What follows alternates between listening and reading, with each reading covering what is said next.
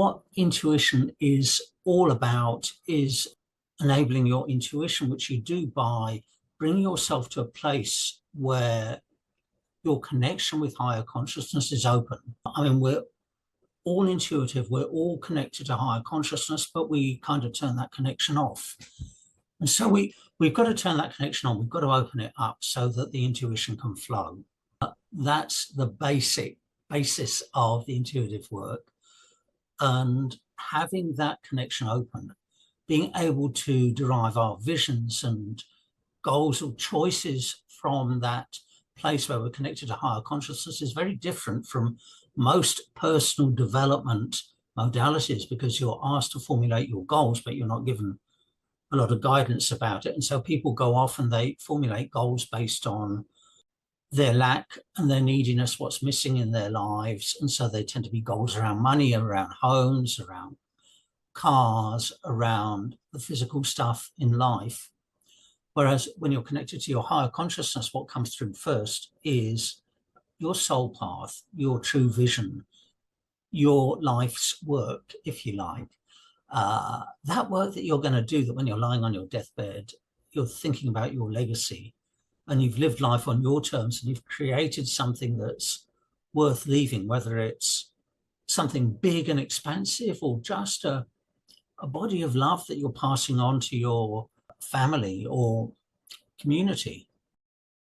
Welcome to Wellness Spring, where we unravel the remarkable stories of individuals who have triumphed against all odds and have dedicated their lives to well-being.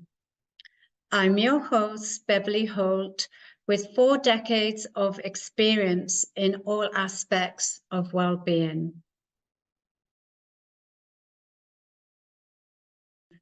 Get ready for an eye-opening discussion with Vincent Mellon, a leading voice in the world of intuition and conscious living.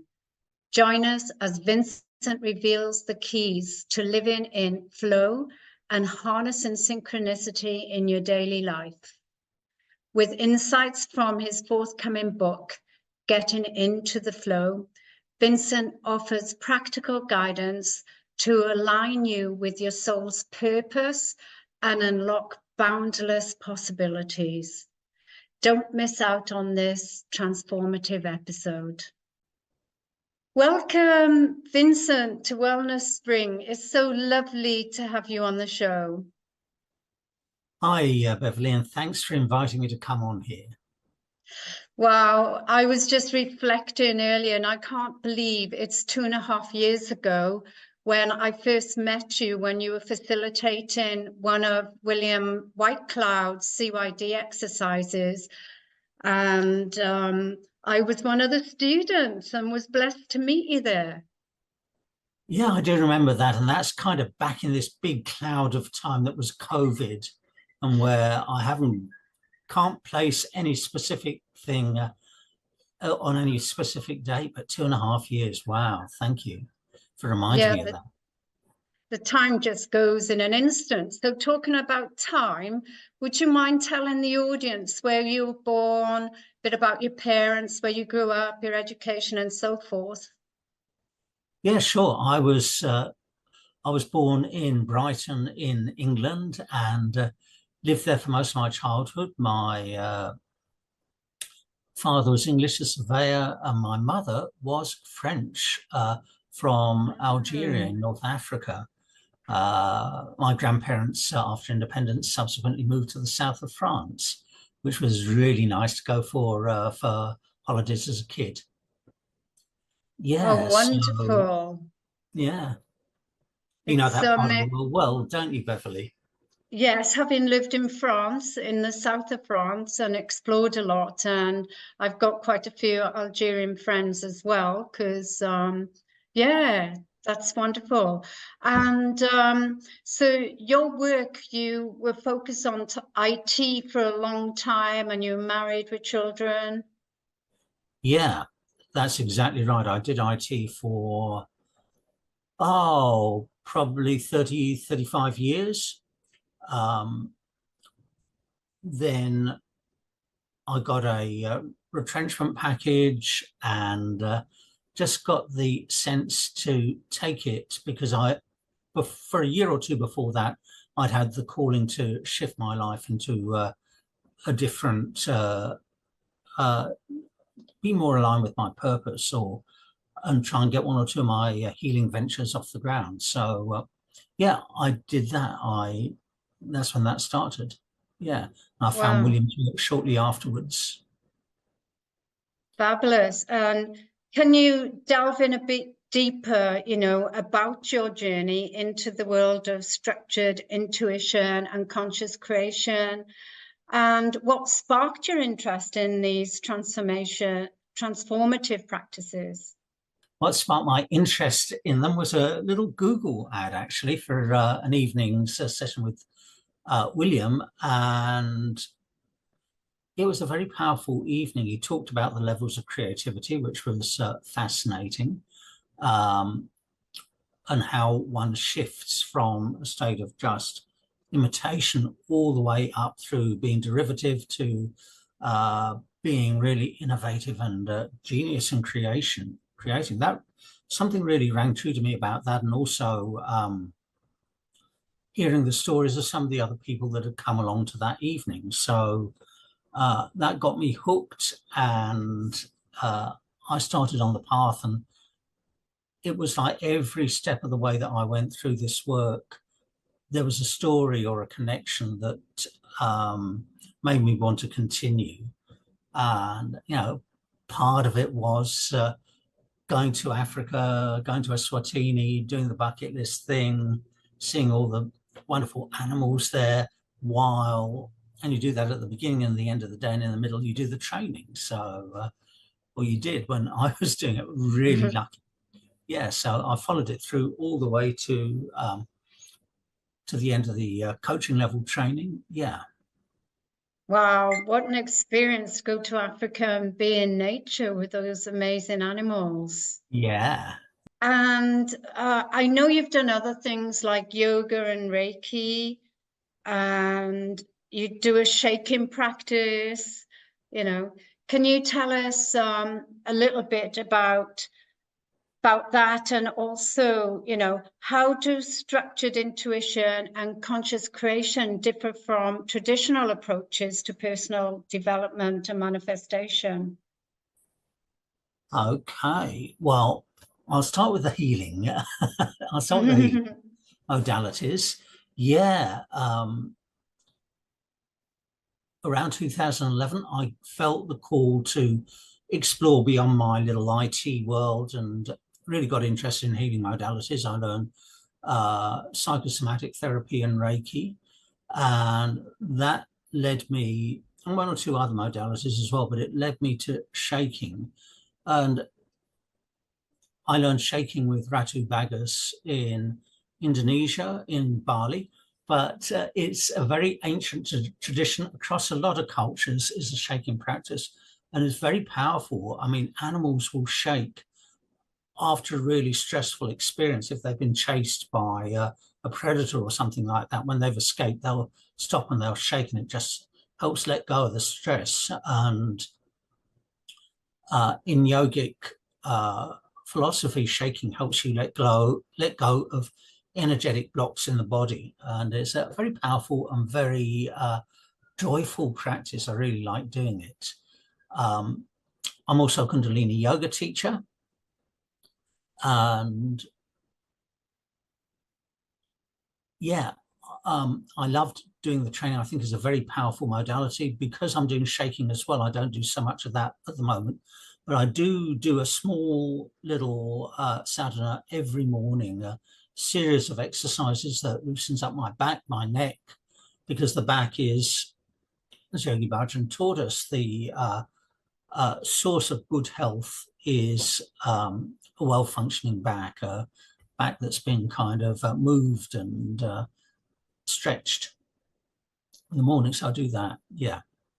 So that answers the first part of your question about the importance of healing, because in the intuitive modality, in structured intuition, one of the fundamental things that you choose is a choice to be healthy. So you asked me about structured intuition and how that's different from other personal development modalities. Yeah. And so what intuition is about enabling your intuition, which you do by bringing yourself to a place where your connection with higher consciousness is open. I mean, we're all intuitive, we're all connected to higher consciousness, but we kind of turn that connection off. And so we've got to turn that connection on. We've got to open it up so that the intuition can flow. That's the basis of the intuitive work. And having that connection open, being able to derive our visions and goals or choices from that place where we're connected to higher consciousness is very different from most personal development modalities, because you're asked to formulate your goals, but you're not given a lot of guidance about it. And so people go off and they formulate goals based on their lack and their neediness, what's missing in their lives. And so they tend to be goals around money, around homes, around cars, around the physical stuff in life. Whereas when you're connected to your higher consciousness, what comes through first is your soul path, your true vision, your life's work, if you like. That work that you're going to do, that when you're lying on your deathbed, you're thinking about your legacy, and you've lived life on your terms, and you've created something that's worth leaving, whether it's something big and expansive or just a body of love that you're passing on to your family or community. Yeah. That's Does that wonderful. answer the question? Yes, and you did cover a lot, so which is understandable. And I like the fact that you chose Kundalini yoga, because it's one of my favorite yoga practices.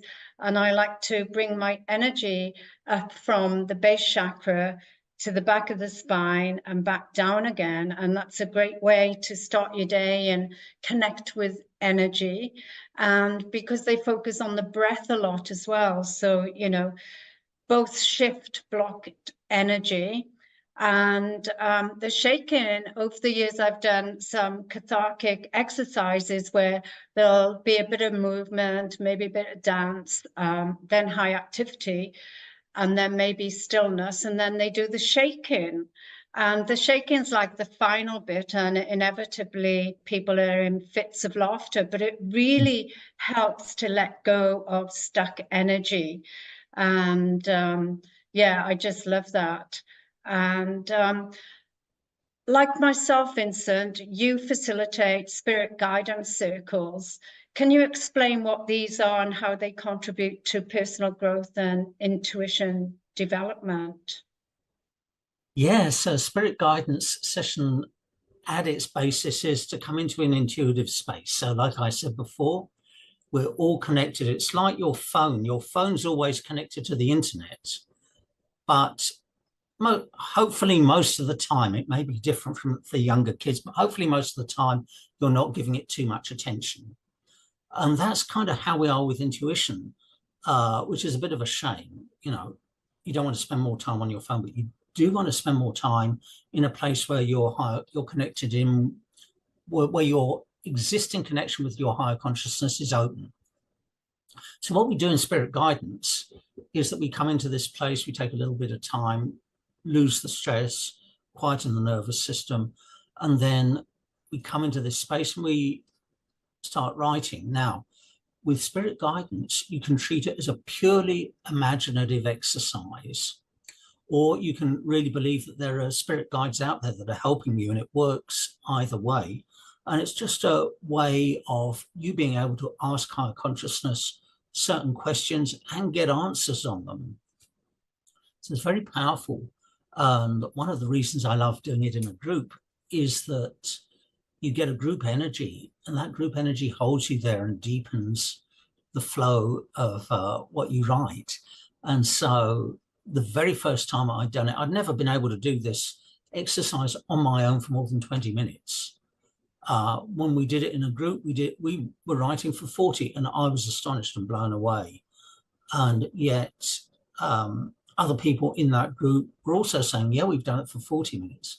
We've done it for 40 minutes. So yeah, you get a really open flow of information from your higher consciousness through that psychic channel that's wide open. And the act of writing keeps the psychic channel open. And in fact, it opens it more and opens it more and opens it more. And it keeps going like that until kind of you've had enough. So, and you feel that, you sense that, and you get that sense of we're done here. But yeah, you can keep going and going and going. So it's a very, very powerful tool. Yes, I totally agree with you. And what I like about doing it in a group as well is the shares after, because it's like you get lots of aha moments or other things pike up. And often after the group, I could write again for another 10, 20, 30 minutes because it sparks that intuitive flow. And as William Whitecloud always says, when you share, when you verbalize it, concretizes it. So, Vincent, you mentioned the word flow. What does it truly mean to go with the flow? And how can individuals cultivate this state in their own lives? Well, for me and the way I use it, and the way I use it, I know different people use it slightly differently. It's as if the universe, it's there, it's always expanding, evolving and creating. And our work, our sole purpose, our true vision is always to align with that expansion and evolution and creation. And that to me is what getting into the flow is all about.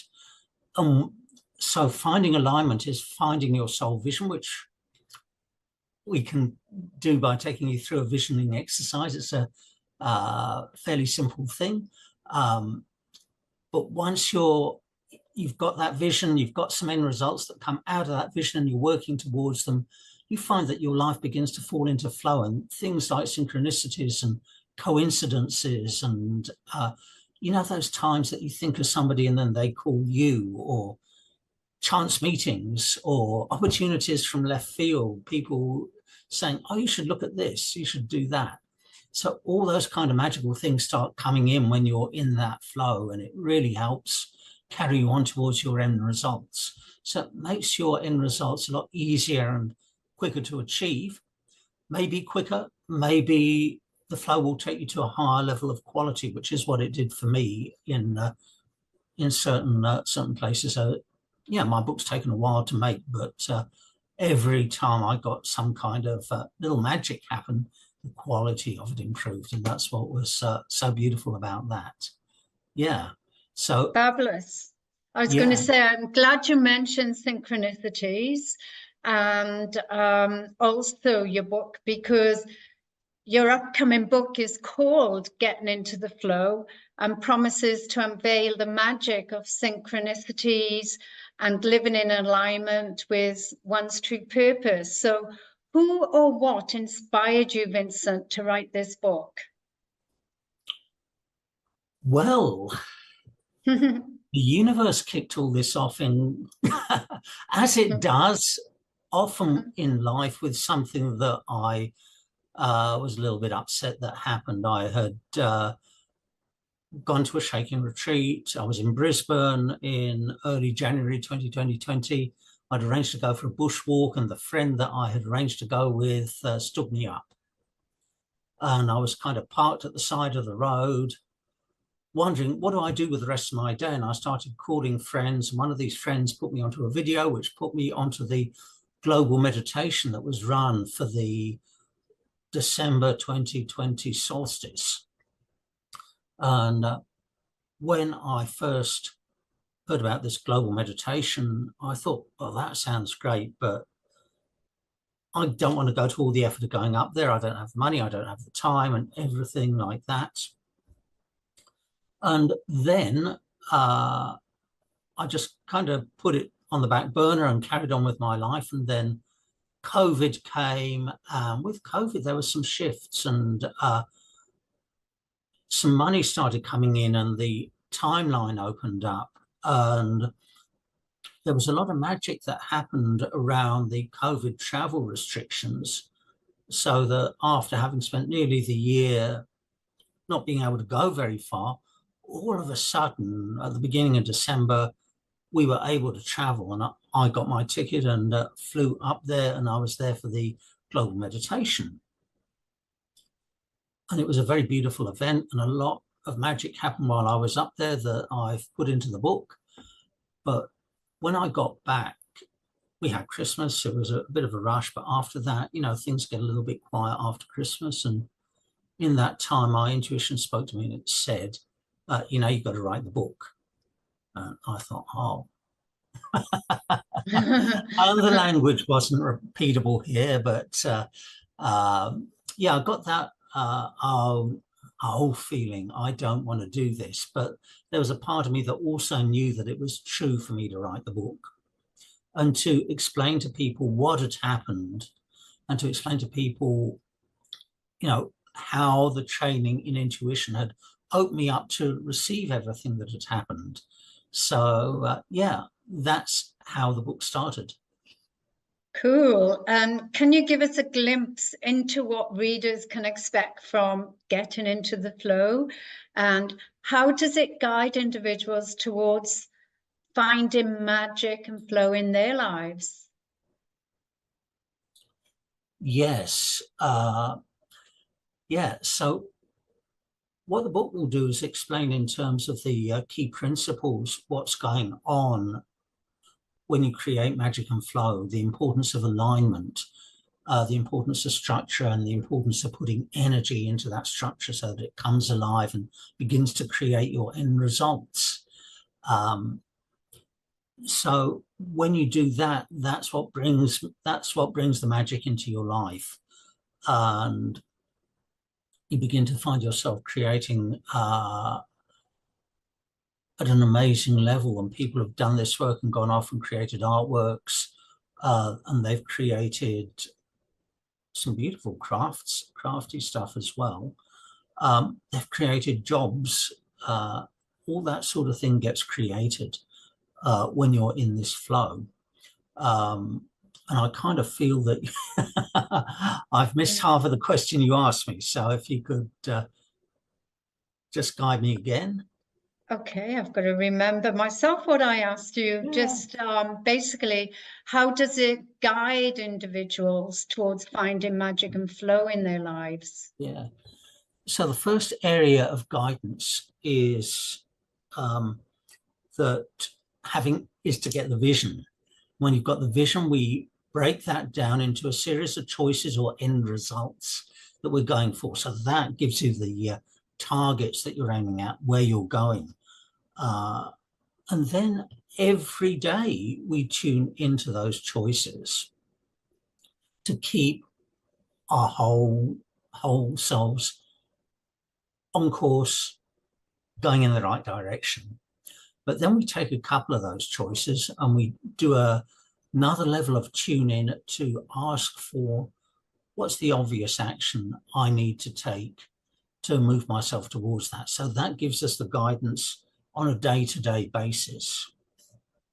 Over and above that, there's guidance from decisions. So there's a very powerful technique that we can use to make decisions from our intuition, because a lot of people, they talk about making their decision from their gut.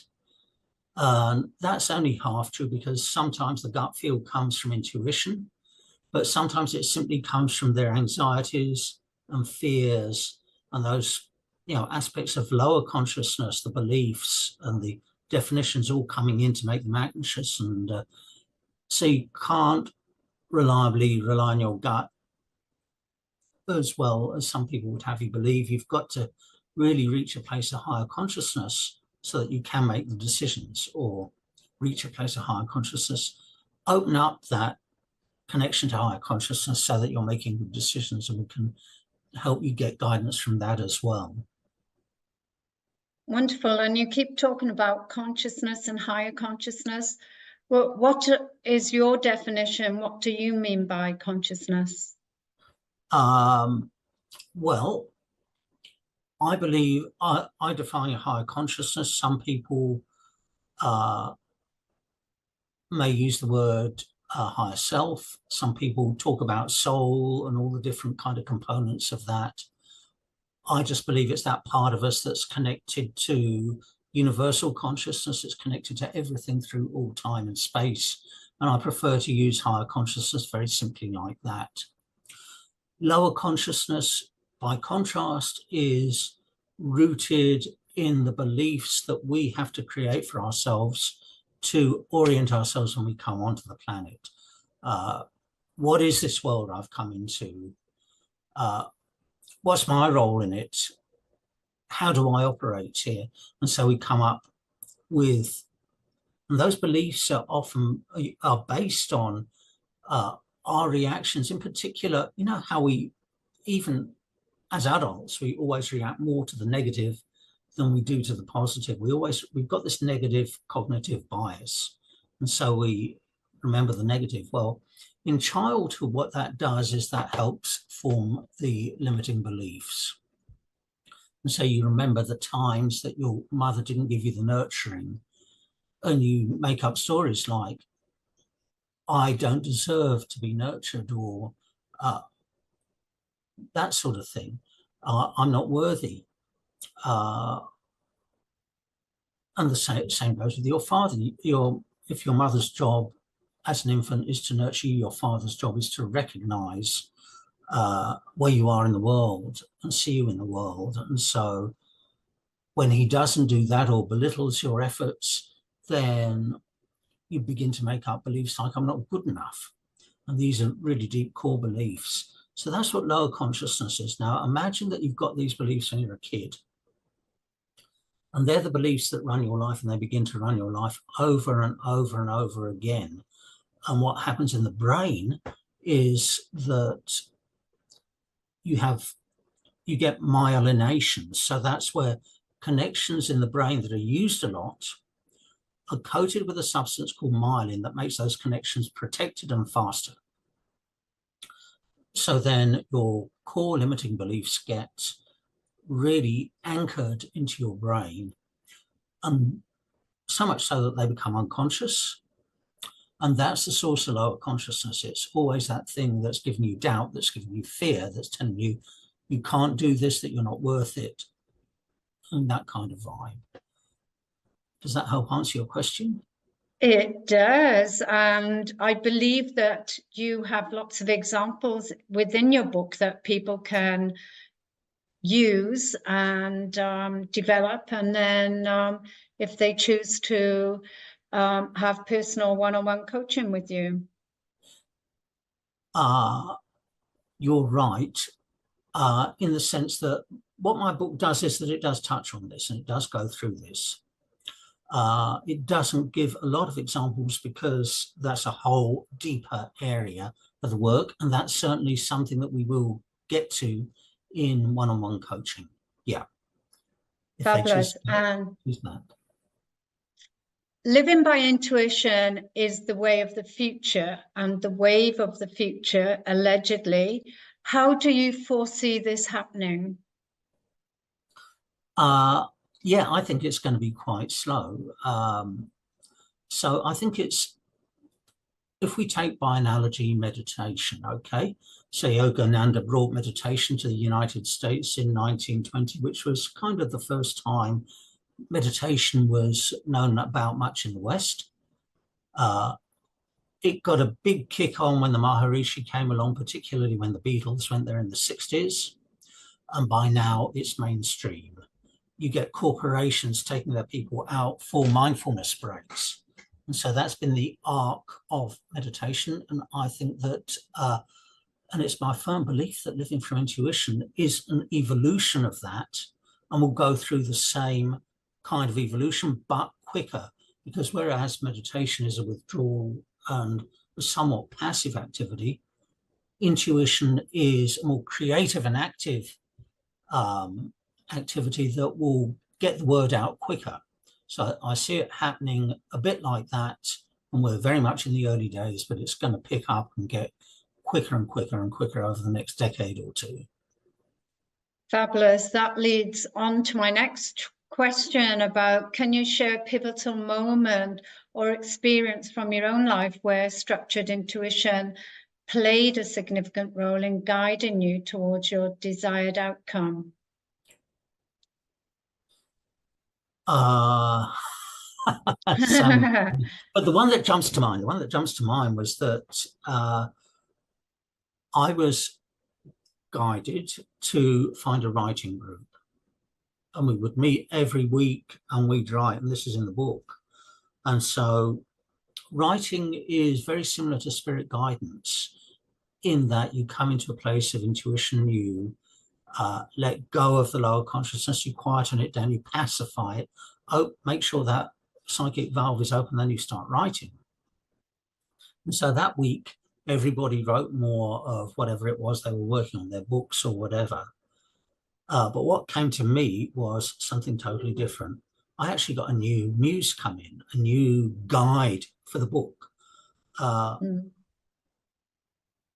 muse with a lot of energy, a muse that was very demanding, a muse that has, if she's to believe, a lot of history with working with famous and established writers in the past centuries, over the years. But it really gave the book a whole kick along. It really shifted the tone of the book as well, because a lot of the book then became a conversation between the two of us about the principles that we were discussing. And yeah, it's quite amusing how that all worked out, quite funny. And you'll love the book because of that. It's got a lot of humor in it. Yes, I can vouch for that, having read the first draft of your book, and it is quite funny. And, you know, as you say, magic happens. And what I love about writing, because as a psychologist and counselor for years, I've taught writing for releasing trauma and saying to people, we start with fun exercises. And I say, if you go off on another trajectory, so be it. And, you know, it's amazing. Some people can find out hidden secrets from their family that they've been blocked and so forth. And just doing full moon meditations and writing what you want to let go of and what you want to manifest, or any type of meditation where we write after. And I just find, because scientists have proven that when you handwrite, you wire 10,000 neurons as opposed to only 500 when you do the typing. And again, that's a bit about letting the magic and flow into your life. And for the listeners, Vincent's just started a new podcast called Finding Magic, and I was actually one of his first guests. So would you like to tell people why you started that, and, you know, what the listeners can take away from it? Yeah, so I started the podcast on this particular theme because I thought, well, I've written this book and I've got all my stories of magic in, but it needs a little bit more credibility. And I'm seeing these stories of magic happening all the time with my friends and people that I work with, my students. And I thought, wouldn't it be great to collect these stories and put them out in a podcast? So that's what the podcast series is all about. Partly there are the interviews that I do that bring through stories of magic. Partly there are just little insights that I do along the way about finding magic and flow in your own life. Yeah. Cool. And how do you navigate skepticism or doubt when it comes to the concept of intuition and conscious creation, both personally and when guiding others? Skepticism and doubt, to my mind, are two different things, because skepticism is very mental. I used to work with a guy who was high up in the Skeptic Society. And his take was that he wouldn't believe anything unless it had been scientifically proven. Okay. And so for me, there is what's scientifically proven over here and what's scientifically proven to be not true over here. And in the middle, there's a whole lot of stuff that is not scientifically proven, but there's a lot of evidence from our own lives and from our own experience that you just can't dismiss. I mean, it's the sort of thing like near-death experience. Once upon a time, it was kind of just a few outliers that would come out and talk about it. And it's, what's that? But now there are people and researchers that have hundreds and hundreds of stories, and there are support groups and all that sort of thing. And you can't deny that near-death experience is a real phenomenon. So that's skeptics. Okay, doubt is very different, because skeptics are people outside the very mental and very closed off, unfortunately, very closed off to higher consciousness. They can't feel it, otherwise they wouldn't be skeptics. Doubt, on the other hand, is something that comes from within, is within you. It's part of your limiting beliefs. I'm not capable of doing this. I'm going for a goal and end result that's far too far out there. I can never make that. I'm not. Who am I to be on a stage in front of all these people telling them what's right and what's not right, and talk, just doing a talk. I mean, they always used to say that fear of public speaking is the number one fear. Yeah. And so, there are a lot of doubts that we create that are fears and doubts and worries that come out of our beliefs and definitions in ourselves.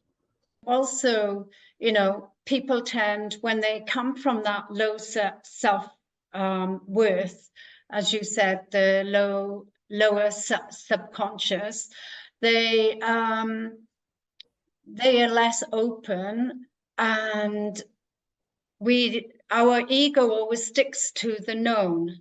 So even if it's a life and death situation, they want to stick to what they truly know to be right.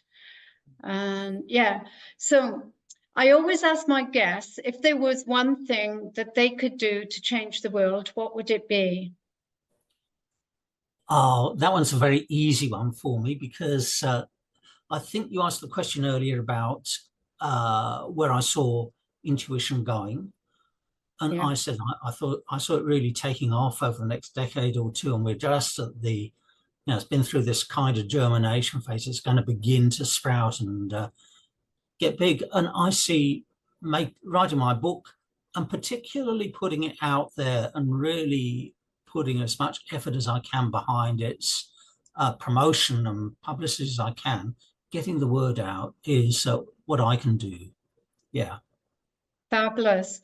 And I wanted to ask you as well, because you didn't let us know, when did you actually move from the UK to Australia? Okay, I'll just finish that previous answer, and then I'll come on to that. What I'm also going to be doing is writing more books. It's the first of a series. I know that, because that's what my bossy muse has told me. I moved to Australia in 1986. Been here, had a little bit of time out, some time in Belgium, some time in the States, but been based here since then. Fabulous. The main reason I'm asking you this is because you're from a multicultural background, and we're living in a multicultural world. What is your take? Are there certain cultures that are more open for intuition and this superconscious work? Because in our groups, and I know in your groups, you have people from all over the world. Yes. So it's been my observation that people in the Western cultures are very open to it. Western Europe, North America, some parts of Africa for sure. Also India. We often get people from India joining in and seeing this. It's, I think, going to take a little bit longer to reach into parts of the Middle East, the Islamic world, And for some reason, it's also taking a little bit longer to reach into Southeast Asia and China. I think it'll get there in the end. Right. So, yeah, we're about 50, halfway there at the moment. Yeah, because when you talked about the belief systems, you know, there's also personal beliefs and cultural beliefs. So it's very hard to make a change when people have been doing a certain thing in a certain way for centuries. You know, you're following in your ancestors' footsteps. So for me, I think that's something very difficult to break, and I've come across it with various clients. Yes. And so, yeah, it's a little bit about the shift in energies from the patriarchy, the current patriarchy, to the new matriarchy or whatever's coming after, from the Piscean world to the Aquarian world. And some cultures are still very stuck in that patriarchal world, whether it's the, coming from organized religion, or whether it's just the way that society is structured. I mean, India has always been open to meditation, to ideas about manifestation, to ideas about intuition. Not so sure that's the culture in China. I don't know China very well, so, or Japan or Korea. Don't know those countries very well, but yeah, India certainly always has been very open. That's kind of where a lot of this work originally came from, or certainly strong influences of that. And yeah. Yeah, I think over time, the Indian people have been some of the most revered tribes and believe that the real spirituality, conscious awareness was birthed there. Yeah. Anyway, this has been an absolutely amazing chat, and I'm sure that the listeners are going to find it very beneficial. So, dear listeners, if you're inspired to book a consultation with Vincent, do one of his group trainings and classes to develop your skills, or buy his book, please check out his website, Vincent G. Melling, with a G at the end of Melling.com. And thank you again, Vincent, for inviting me on your show. And is there anything as a parting gift that you would like to share with our listeners? So yeah, I'd like to leave your viewers and listeners with the quote from the great Irish poet William Butler Yeats: "The world is full of magical things, patiently waiting for our senses to grow sharper." And I personally make it a practice every day to write down what I've noticed today that's a little bit magical. Wow, thank you. That's a good habit to get into as well, by writing down your magic. Thank you for giving up your precious time, and thank you for all you are and all you do. Thank you very much. Thank you very much, Beverley, and thanks for having me as a guest.